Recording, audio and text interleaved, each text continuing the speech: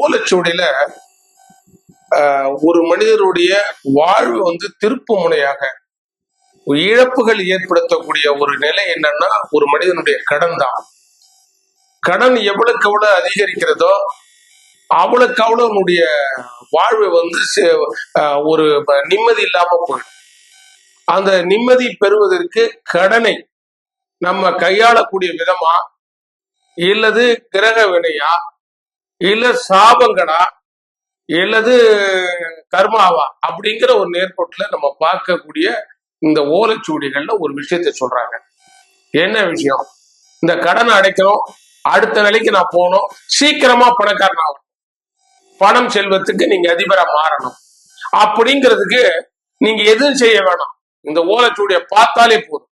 உங்களுடைய கடன், உங்களுடைய பிரச்சனைகள், உங்களுடைய வாழ்வு ஒரு சீரமைச்சு ஒரு சிறப்பான வழி கிடைச்சதாவே நினைக்கலாம்.